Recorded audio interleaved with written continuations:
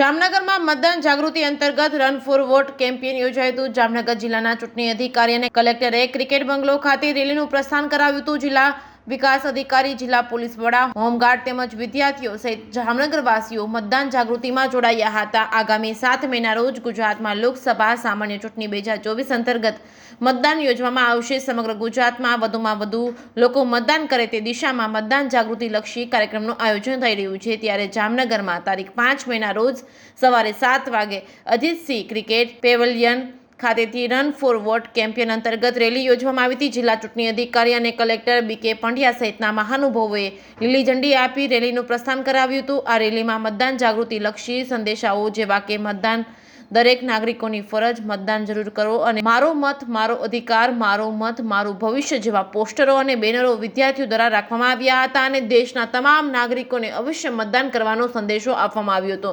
Cricket બંગલો, town hall, 332 circle થઈને cricket બંગલો ખાતે કાર્યક્રમની પૂર્ણાહુતિ થઈ હતી। જામનગર જિલ્લા વહીવટીતંત્ર દ્વારા આયોજિત આ રેલીમાં જિલ્લા વિકાસ અધિકારી તેમજ જિલ્લા પોલીસ વડા પ્રેમસુખ ડેલુ તેમજ deputy municipal commissioner DL Zala તેમજ જિલ્લા પુરવઠા અધિકારી બારડ તેમજ જિલ્લા રમત વિકાસ અધિકારી BJ રાવલિયા તેમજ સહિતના અધિકારીઓ ઉપસ્થિત રહ્યા હતા। JKS ન્યૂઝ ગુજરાતી સાથે અર્શન કંધેડિયા, જામનગર।